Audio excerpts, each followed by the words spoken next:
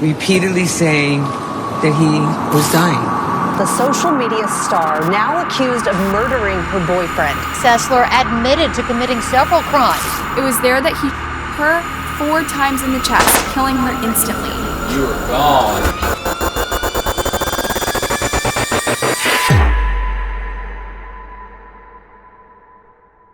Most young people nowadays have people that they look up to online. It could be an online gamer, an Instagram model, or a YouTube star. This could be someone you admire and want to be like, someone you find attractive, or someone who creates content that makes you laugh. It's important that, especially the young and vulnerable, the people that they look up to online are good people. But we know that that isn't always the case. Some hurt others and make bad decisions. Some social media influencers even end up taking a life. The following stories tell the tale of 3 sadistic social media influencers who turned into killers. We have one young man who killed his entire family for seemingly no reason at all and was prepared to kill again. We also have an Instagram star who is accused of stabbing her longtime boyfriend to death. And finally, a man who believed in rebirth so strongly that he took his own life as well as others to experience it.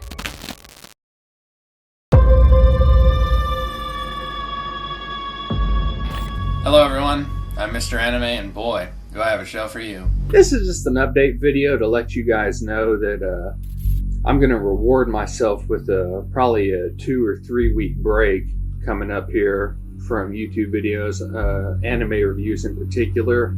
I might do some blog stuff. I want to thank you guys a lot for sticking with me and watching the channel. I got more subscribers than ever. I have more views than ever, and everything is going really good. And I'll see you with some blog videos. Thanks for watching my channel. The seemingly normal young man you just watched was a well-known YouTube star from the very early days of YouTube. The name he went by online was Mr. Anime, but his real name was Trey Sesler. Most of his content started out pretty lighthearted. In addition to reviewing anime, he made a lot of comedic skits. But as he continued to become more and more famous online, his content began to take a darker turn. Nevertheless, he had a lot of loyal subscribers and people who really looked up to him.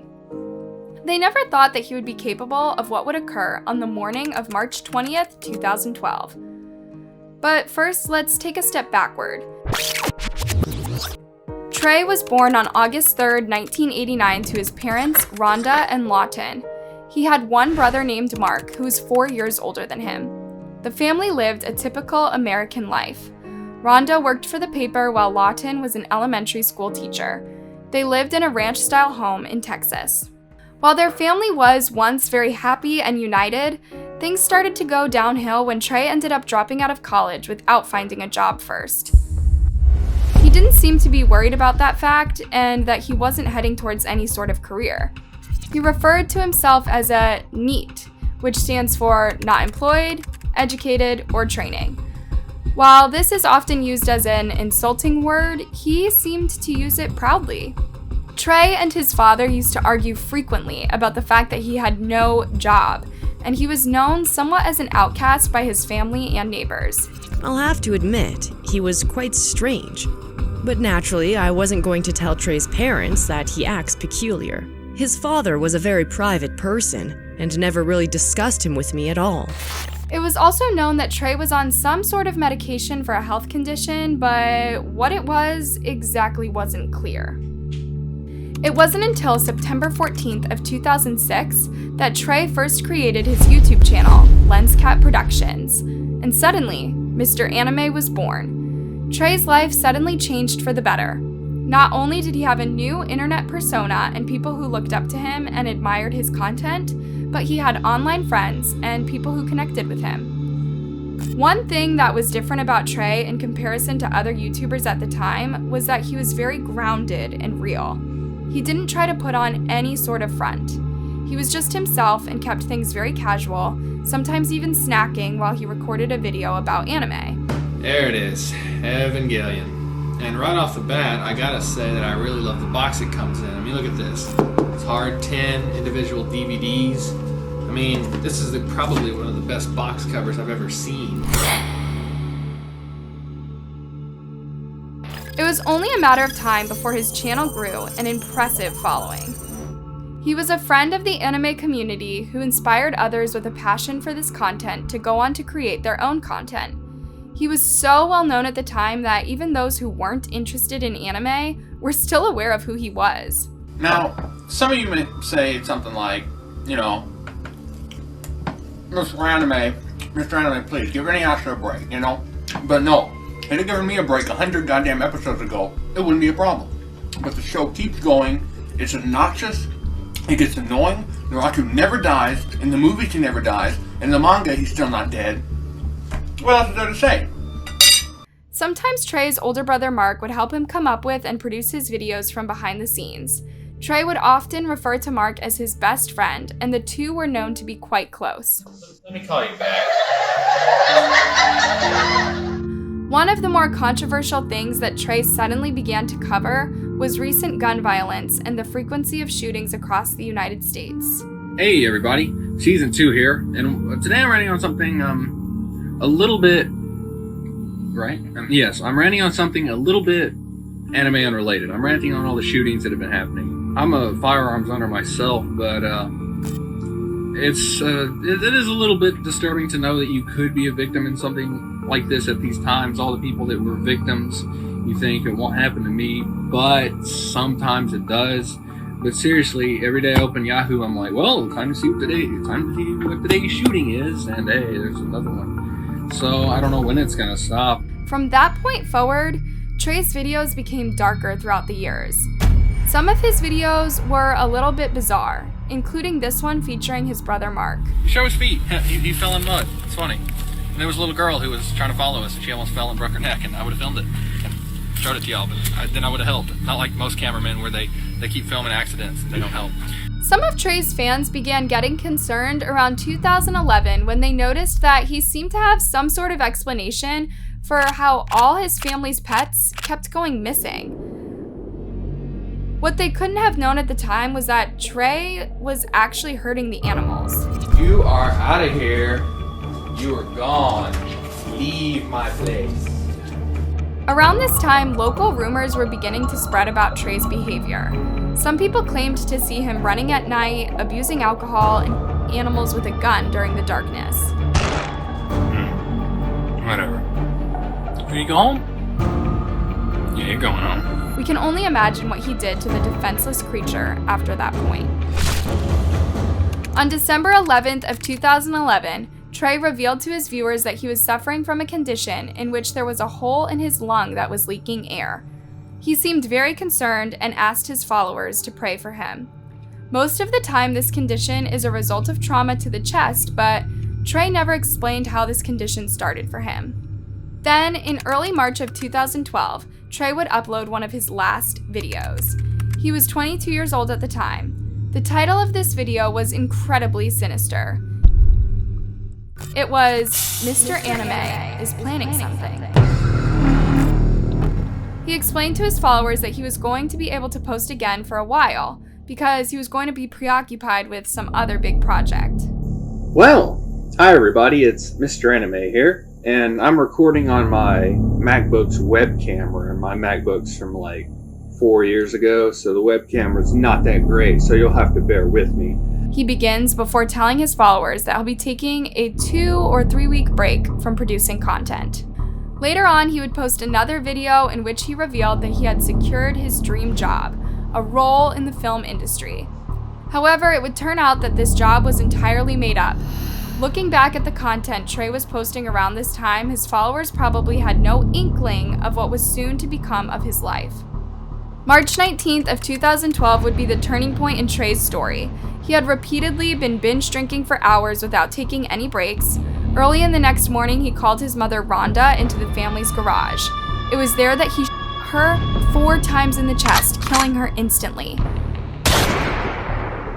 All the while, the rest of the family slept upstairs.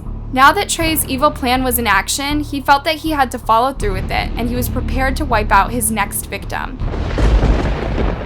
As he would later say in a private police confession, he felt he had no choice. After I did that, it was like, well, I'm already committed, really. Meanwhile, Trey's brother had woken up after hearing the gunshots and went downstairs to investigate. It was there that he came face to face with Trey, who shot him in the head. Trey's father, who was still in bed upstairs, heard the noise and called out to ask what was happening. Trey left his brother bleeding on the floor, but still alive, and went up to his parents' room where he shot his dad in the head twice, killing him. After that, Trey walked through the house to make sure everyone was dead. Mark, though gravely injured, had managed to drag himself into a bathroom and lock the door behind. Once Trey realized this, he broke down the door and found the person he had once described as being his very best friend, lying on the floor, bleeding out. He shot him again, this time killing him. How can someone be filled with so much rage that they were able to horrifically kill their own family? It's almost unthinkable. The thing about my family is I would protect them with my life. At the same time, if anyone was going to hurt me, it was going to be me. After killing his entire family, Trey went absolutely berserk. He tore up his entire house and killed the rest of the family pets. He also began scrawling weird messages on the walls and cabinets, like this one that reads, "I will never forgive my state of mind. Never. No one will ever forgive me, not even me." And this one that says, "I will never forgive myself. I don't know why I did this. God help me." After that, Trey grabbed his rifle and fled the scene of the crime in his Ford Mustang. Meanwhile, neighbors had heard gunshots coming from the house and called the police. Some of the family's relatives had also called the police after they failed to answer the phone. Police arrived at the home later that day and were shocked by the state of it. They described it as a war zone. And starting then, a massive search began for Trey Sesler. The search ended just 24 hours later when he was found hiding out at a friend's house. He was arrested and charged with the murders of his family members. Good evening, friends. I'm Dave Ward. I'm Adele Uchida and for Gina Gaston. Investigators say under questioning, Sesler admitted to committing several crimes. While being held by police, Trey admitted that he had plans to carry out even more violent deeds, including shooting up a school with the intention of killing as many as 70 people. He said the only reason he killed his family first was so they would never know the person he would become, or have to carry the guilt associated with his actions. While in questioning, police said that Trey's mood fluctuated rapidly.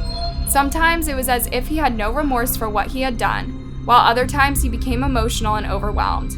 I fire about 4 times, and I don't know where she gets hit, but I know it's somewhere in the torso area. Or they were the first immediate human targets in my sight. And if I was going to go out and do anything, they would have to go. The second that Trey shot his mother, he regretted it, but at that point, he didn't feel like there was any turning back. Can't really go to my brother and my dad and be like, yeah, I just killed our mom. Right after I had killed the family, it was on my mind to do that. At this point, he was talking about his plan to shoot up the school. The plan was for it to be like the Columbine shooting, something that he was strangely infatuated with. But in the time it took for him to get to the school, the reality of what he had just done had sunk in. It all felt too real to him. And I'm like, there's my opportunity. Go ahead, go get him. I don't think a period of 2 or 3 days ever went by that I didn't think about some sort of a violent act. I don't know, maybe it was just what happened was too real. Many people believe that because of how horrific Trey's actions were that he would be sentenced to death. But instead, he was sentenced to life in prison without the possibility of parole. There were rumors passed through the internet that suggested Trey was killed in prison, but those have since been discredited, which means that he remains behind bars to this day. What do you think caused Trey to snap and become the monster he turned out to be? Let us know in the comments.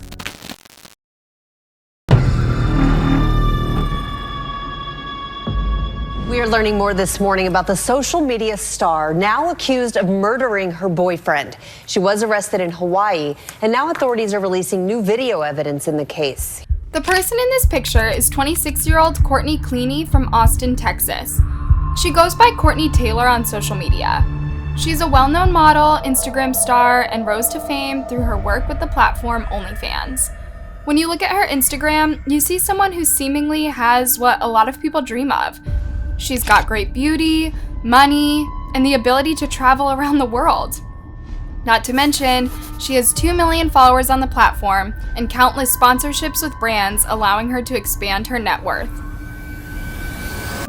It may seem like Courtney Clenney had it all, but her life took a drastic turn on April 3rd of 2022.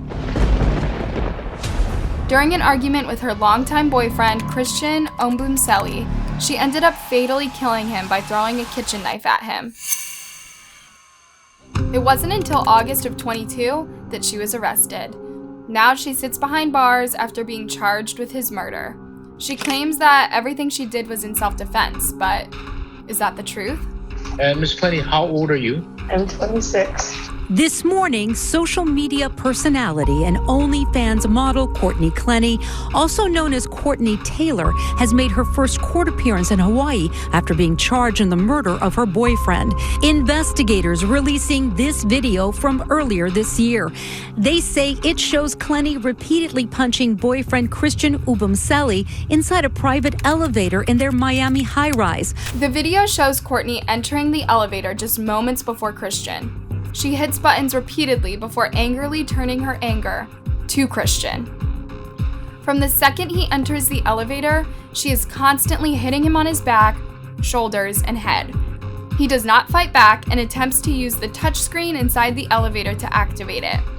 All of this is happening before the elevator doors even have a chance to close, showing just how brazen Courtney is, since anyone walking by would clearly see what was going on.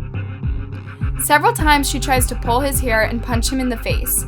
The attack goes on for nearly a minute before the elevator doors finally open again and they both exit the elevator. Courtney is still trying to land punches as they walk away. It was only weeks after this incident that the fatal stabbing would occur. After allegedly stabbing Christian, Courtney would call 911. During the call, you can reportedly hear Christian dying in the background. 911, what's your emergency? Catherine Fernandez Rundell from the state attorney's office made it clear that all forms of domestic violence should be taken seriously. When you look at Christian, a big man who towered over Courtney, it's easy to assume that he was the abuser, and not the other way around. That's why the video evidence from the elevator is so critical in this case. On that 911 call, Christian can be heard in the background repeatedly saying that he was dying and he was losing feeling in his arm. Defendant Clenney is also heard saying, "I'm so sorry, baby." Christian and Courtney were known for having a tumultuous relationship. Police had been called on them numerous times, and both of them had been accused of domestic violence in the past. The neighbors in their high-rise apartment often reported the pair's terrible fights. Authorities say the staff at the couple's building documented so many loud arguments, they were taking steps to evict them. Courtney's side of the story is that she only threw the knife because she was in fear for her life, and said that Christian had shoved her against the wall by the neck and then pushed her to the floor. But the police didn't buy this at all. When they arrived at the scene of the crime, Courtney had no visible injuries at all. Clenney has waived her right to an extradition from Hawaii, meaning she'll now return to Florida to fight the murder charge. Courtney was sent back to Florida, where she appeared in court again, this time for a bond hearing. She was seen wearing a protective vest, which is possibly because she threatened to harm herself. In court, Courtney's attorney claimed that there was no probable cause to charge Courtney with second-degree murder. I just feel it's important that the court be made aware that that warrant that Judge Dello signed, I do find that he did find probable cause. However, there's not probable cause for second-degree murder, Judge. At best, it's manslaughter. He also claimed that the statement that Courtney had no injuries as a result of how Christian was treating her was also untrue. The detective also indicated there's no signs of bruising that were consistent with Ms. Clenney. I was at the homicide unit and I have photographs of her bruising. I have reached out to Clenney's lawyer to see the evidence they're claiming they have, but have yet to hear back. The judge ultimately decided that she was not the right person to preside over the case. I don't want to make any sort of ruling and then jeopardize whatever right for review you'd have in front of a judge who may be more familiar with the facts of the case. I understand, Your Honor. For all those reasons, I'm going to abstain at this moment from interjecting my opinion and allow this case to be reset in front of the judge who's going to be handling the case. Christian's family had been vocal about their fight for justice. Karen Ugbuana, one of Christian's close family members, addressed the press. Devastation doesn't quite describe what my family is experiencing right now. Yesterday, we finally told our 93-year-old grandmother that her grandson, who was expected to come home to Texas to visit for his 28th birthday, will no longer or ever be returning home. We have not had an opportunity to even start to grieve the loss of our family, of our brother, cousin, son.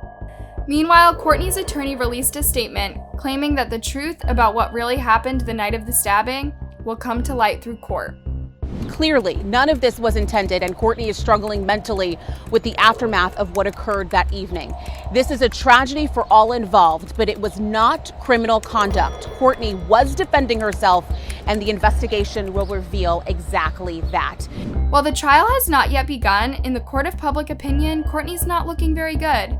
This is clear from a TikTok video that was captured prior to her arrest in Hawaii. She was at a hotel bar when she was recognized by hotel guests, and they didn't hold back from confronting her. Courtney can be seen angrily leaving the bar alongside an older man after several different people confronted her. I'll videotape her. Right now, you should go. Yeah, you should go. Because you just know my boyfriend. Yeah, you did. A woman who is recording the interaction tells her. It wasn't until Courtney was just outside the bar that she responded to the woman saying, Yeah, okay, cool. The woman responds sarcastically, clearly not believing her. The older man with Courtney can be heard mumbling something about finding a manager, supposedly to try to get these people in trouble. As of August 30th, 2022, Courtney remains behind bars and is being held without bail. Her fate is still yet to be determined, but her trial comes in only a matter of time. If she is found guilty, she could end up spending the rest of her life in prison, never returning to the luxurious life she once lived. Do you think Courtney Clenney is guilty? Let us know what you think in the comments.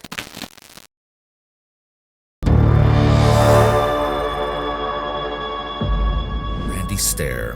He's obsessed with two things not often found together, the cartoon Danny Phantom and Columbine. There were a lot of red flags about Randy that probably should have caused others to worry. But these signs were overlooked, allowing him to become an actual monster. Randy Stair was known online under the pseudonym Andrew Blaze. Randy made a lot of bizarre videos which he uploaded to the internet, including this one where he wears a noose around his neck. The videos leading up to the day where he would massacre actually contain clues hinting towards what he was planning to do. But these clues were either overlooked by his followers or they simply thought that he was messing around. Randy started YouTube in 2008 and his channel was called Pioneer Productions. His content started out mostly normal. It included reactions to video games and different skits. But his content started to get stranger the more his addiction to Danny Phantom grew. You see, he was actually obsessed over the character Ember McLean. Like if you look on the poster behind me, those were inspired by Ember McLean, which is a ghost from a TV show called Danny Phantom, which started back in 2003, 2004.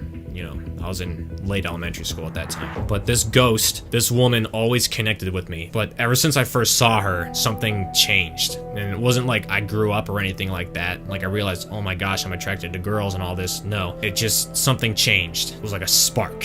Randy was so obsessed with this character that he even made his own spin-off characters and put stickers of them on his car. His childhood all the way into high school wasn't easy. He had trouble making friends and often thought about death. He even wrote stories where the characters died horrible deaths and then turned them in as assignments. His teachers never suspected anything. I must have wrote like 4 or 5 stories where the character got killed at the end. As Randy got older, he became a darker and darker individual. And high school, I was that typical jaded teenager, just don't want to be here, don't want to do anything. I'm bored with my life. And then something would happen to him that would change his life forever. His brother's best friend died in a car crash. Dead on arrival at the hospital. And that was the first time I got messed up. Randy's passion was YouTube, but it wasn't enough to support him financially, so he had to take a job at a local supermarket. A job he hated. And in September 2017, he decided to take things into his own hands. Every day I have to make count.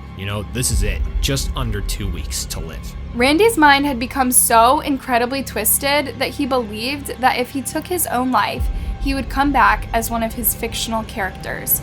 He was planning to massacre as many people as he could and then himself. He just needed to pick the right setting. Got a 1983 quarter right here. You believe in fate? Here's the fate test. I'm gonna flip this 3 times, or the best out of 3 rather.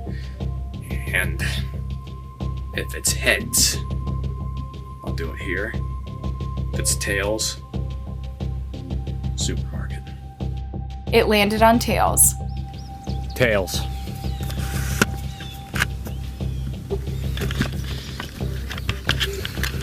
Which means there's going to be a loss of a human life, besides my own. Possibly more than one. That's fate for you. Randy counted down the days until the massacre through his YouTube channel. He wondered how big of an impact it was going to make, how much it would be covered in the news, and how many people would die. He decided that he would live stream the slaying on Facebook for others to view. Randy's final video would be released just 4 days before the massacre occurred. What happened? What the happened, man? This is surreal right now, but I can't believe I'm saying this, but I think this is going to be my last video. I don't know what will happen to my channels after this. I don't know what people are going to think of me after this. While filming this video, Randy was parked outside of the supermarket where he planned for the massacre to take place. He watched the staff members going in and out and thought about how their lives would soon change forever. 4 more nights, your whole lives are going to be turned upside down because of me. I'm going to f your life up. I can't wait. He then went on a strange, nonsensical rant in which he talked about how there were other dimensions besides Earth and that when this was all over, he would come back as one of his characters and would laugh at everyone who doubted him. I sit here and I ask myself, would I do it all over again if I could? I'm going to be dead before next week ends. I'll be dead. Legit dead. This is it. So, okay, I'll miss you guys. I'll miss you a lot. Some of you maybe I'll see on the other side. This is Andrew Blaze signing off for the last time.